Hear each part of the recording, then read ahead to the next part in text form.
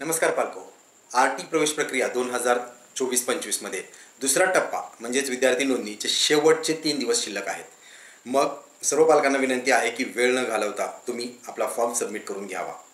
आता नेमकं कोणकोणत्या गोष्टी आहेत ज्या आपल्या हातात आहेत आपण करू शकतो आणि कोणत्या गोष्टी आपल्या हातात नाही आहेत आणि जे असेल ते आपल्याला सबमिट करावं लागेल त्याबद्दलही आपण थोडक्यात चर्चा करणार आहोत. सोबतच शाळा निवडताना बऱ्याच पालकांना अजूनही कन्फ्युजन आहे. आपण पाहतोय की जितक्याही नोंदणी झाल्या त्यापैकी 70% पालकांनी फॉर्म सबमिट केले, 30% पालकांचे फॉर्म नॉट सबमिटेडमध्ये आहेत.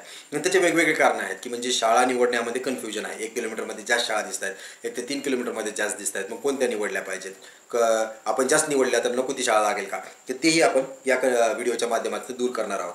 सोबतच फॉर्म भरताना जर चुकला असेल, फॉर्म भरला आणि सबमिट झालेला आहे आणि प्रिंट काढल्यानंतर लक्षात आले चूक झाली आहे, तर काय करता येईल त्याचाही प्रॅक्टिकल अनुभव मी माझा स्वतःचा तुमच्यासोबत शेअर करणार आहे. सोबतच पुढील वाटचाल कशी राहणार आहे, म्हणजे आरटीची टेंटेटिव्ह लॉटरीची डेट काय असणार आहे, पुढं काय काय तुम्हाला कारवाई करावी लागणार आहे, लॉटरी कशी समजणार, का SMS येईल का, काय करायचं, नंबर लागला कसं, त्याचंही मार्गदर्शन थोडक्यात करणार आहोत. त्यामुळं अत्यंत महत्त्वाचे असे 3 दिवस राहिलेले आहेत. कोणकोणत्या गोष्टी पाल्याने करायचं ते आपण या व्हिडिओच्या माध्यमातून पाहणार आहोत. त्यामुळे माहिती अत्यंत महत्त्वाची आहे. व्हिडिओला स्किप न करता शेवटपर्यंत नक्की पहा. चला तर मग इडापिडा जाऊ दे आणि जनतेचा राज होते म्हणत आपण या माहितीला सुरुवात करूया. आज आहे 29 मे आणि 31 मे ही शेवटची तारीख ठरलेली आहे.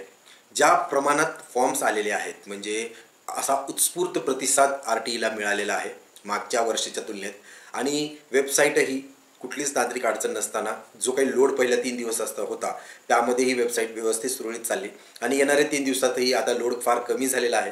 त्यामुळे तांत्रिक अडचणी जर नाही आल्या तर 31 तारखेच्या पुढं कुठलीच तारीख वाढवून भेटेल अशी अपेक्षा करता कामा नये.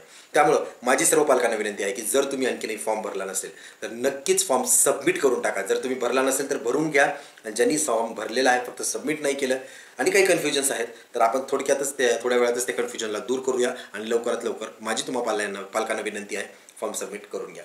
आता काय करता येईल आणि काय करता येणार नाही, म्हणजेच कोणकोणत्या बाबी आहेत आपल्या हातातल्या आहेत.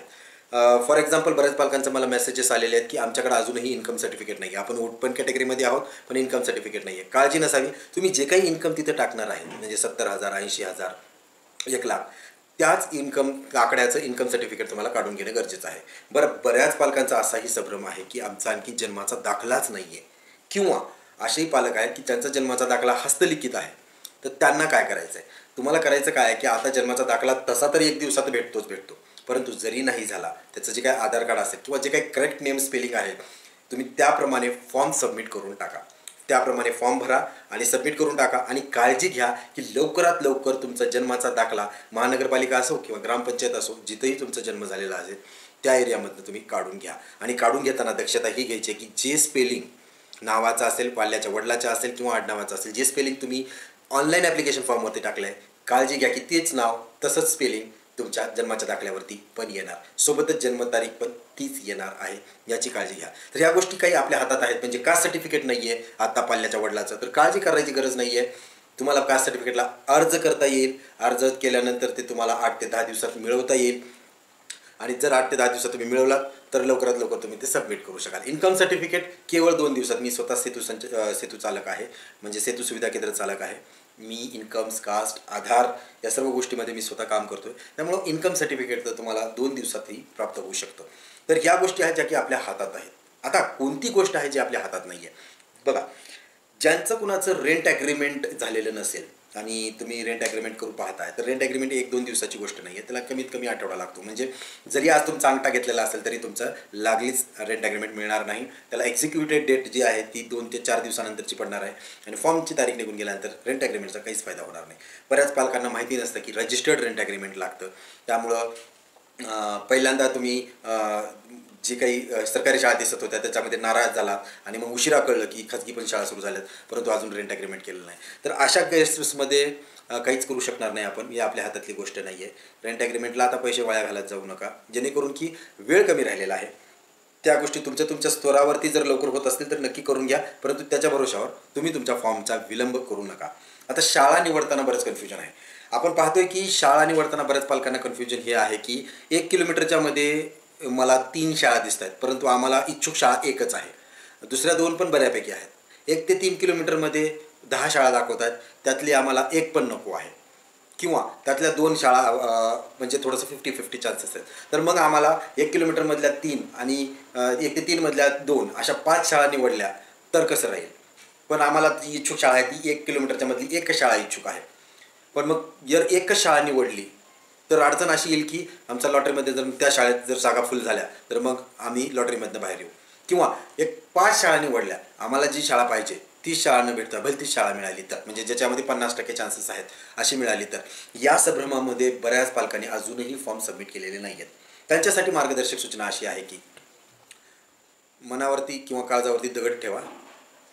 तुमची जी खरीच इच्छुक शाळा आहे आणि बाकीच्या ज्या 2 शाळा आहेत 1 किलोमीटरच्या आतल्या 3 शाळा दिसत आहेत, तिन्हीपैकी एक शाळा आहे जी तुम्हाला नक्कीच पाहिजे, तर ती शाळा तेवढी निवडा. आणि जर 2 शाळा तुम्हाला 50% पेक्षा कमी वाटत असेल की नकोच आहे, किंवा जर 80%ही तुम्हाला वाटत असेल की बाबा लागलं तर काही हरकतच नाही आहे, तर तशी सिच्युएशन असेल तर 1 किलोमीटरच्या आत 3 शाळा निवडा. जर तुमच्या बाकीच्या 2 शाळेकडं जाण्याची इच्छाच नसेल, परंतु चांगल्या आहेत किंवा CBSE पॅटर्न आहे किंवा 1 किलोमीटरच्या आत आहे, ही नाही तर ती तर लागेल, पैसे वाचतील किंवा आरटीतनं नंबर लागणं महत्त्वाचं आहे. जर आरटीतला नंबर लागणं महत्त्वाचं असेल तर त्याच्यासाठी तुम्ही 3 शाळा निवडा. परंतु इच्छुक शाळा जी आहे तीच जर पाहिजे असेल, ती झाली तरच आम्ही आरटीमध्ये ॲडमिशन घेणार आहे, त्याच्याशिवाय करणार नाही, तर दुसऱ्या कुठल्याच शाळा निवडायची गरज नाही. मग आणखीन एक संभ्रम असा आहे पालकांमध्ये की मग आम्ही जर समजा 1 किलोमीटरमध्ये माझ्या एकही शाळा दिसत नाही आहे किंवा दिसते पण त्याच्यातली मला कुठली शाळा निवडायची नाही, पण 1 ते 3 किलोमीटरमध्ये 3 शाळा निवडल्या तर मग चान्सेस आहेत का? तर यस, चान्सेस खूप जास्त आहेत. डिपेंड आहे लॉटरी सिस्टमवरती. जरी तुम्ही 1 किलोमीटरच्या आत शाळा नाही निवडल्या, 1 ते 3 किलोमीटरमध्ये निवडली, एक जरी निवडली तरी नंबर लागू शकतो. मी 1 ते 3 किलोमीटरमध्ये एकच निवडली होती आणि नंबर लागला होता. It's all about lottery system. तर शाळा निवडताना जर काही कन्फ्युजन आणखी तुमच्या डोक्यात असेल तर प्लीज कमेंट बॉक्समध्ये नक्की विचारा. माझा नंबर पण यूट्यूबवरती उपलब्ध करून दिलेला आहे. बरेच पालक मला कॉल करत आहेत, SMS करत आहेत. मला जितकं जमेल तितकं मी ते त्यांच्या प्रश्नाचं उत्तर देण्याचा प्रयत्न करतो आहे. त्यासोबतच आता पाहूया की शेवटी पुढील वाटचाल कशी असणार आहे. पुढची वाटचाल कशी असणार आहे हेही महत्त्वाचं आहे. 31 तारखेला जवळपास फॉर्म्स 90% तर चान्सेस आहेत की 31 तारखे ही शेवटची तारीख असणार आहे. फॉर्म सबमिट झाल्यानंतर माझी अशी अपेक्षा आहे की लॉटरी ही त्यांच्या हातातली गोष्ट, टेक्निकल गोष्ट आहे. त्यामुळं 1 ते 4 तारखेच्या नंतर म्हणजे 5 तारखेला लॉटरी सिस्टम्स होईल. 5 तारखेच्या आसपास लॉटरीची अपेक्षा करू शकतो. लॉटरी लागल्यानंतर आपल्याला समजून येईल की कोणते पाल्य सिलेक्ट झालेत, कोणते प्रतीक्षा यादीत आहेत आणि लॉटरीचा राऊंड एकच होणार आहे, राऊंड जास्त होत नाहीत. मग त्याच्यामध्ये जे सिलेक्टेड आहेत त्यांनी ॲडमिट कार्डचं डाउनलोड करून डॉक्युमेंट सबमिट करायचं आहे. तर डॉक्युमेंट सबमिट करायला तुम्हाला ह्यावेळेस 15 दिवसाचा वेळ नसून 10 दिवसाचा वेळ तरी किमान दिला जाईल. त्यानंतर अपेक्षा करू शकतो की 15 तारखेच्या नंतर आणखीन 10 दिवसात डॉक्युमेंटची तपासणी किंवा घराची तपासणी केली जाईल आणि 20 तारखेच्या आसपास किंवा 25 तारखेच्या आसपास तुम्हाला सिलेक्टेड कॅन्डिडेटमधलं ॲडमिट कार्ड जे काय आहे ते शाळेतून रिसिप्ट भेटेल, पंचायत समितीत शिक्षण विभागाकडनं रिसिप्ट भेटेल, जी घेऊन तुम्हाला शाळेत जायचं आहे आणि तुमच्या पाल्याचं ॲडमिशन करायचं आहे. आशा करूया अशा प्रकारे जर तारखाचं पालन झालं तर जूनच्या शेवटच्या आठवड्यात तुमच्या पाल्याला RT मार्फत मोफत शिक्षणामध्ये जी कुठली शाळा मिळालेली आहे त्यामध्ये प्रवेश घेऊन शिक्षणाला सुरुवात करता येईल. या व्यतिरिक्त जर काही प्रश्न असतील तुमच्या तर कमेंट बॉक्समध्ये नक्की विचारा. माझी तुम्हाला सर्वांना एकच विनंती आहे की फॉर्म भरण्यामध्ये, सबमिट करण्यामध्ये विलंब करू नका. शेवटची तारीख, शेवटच्या दिवसाचा वाट बघू नका. तांत्रिक अडचणी येऊ शकतात. सोबतच आणखीन एक विनंती की माझ्यासाठी तुम्हाला एकच विनंती आहे की या चॅनलला जास्तीत जास्त सबस्क्राईब करा.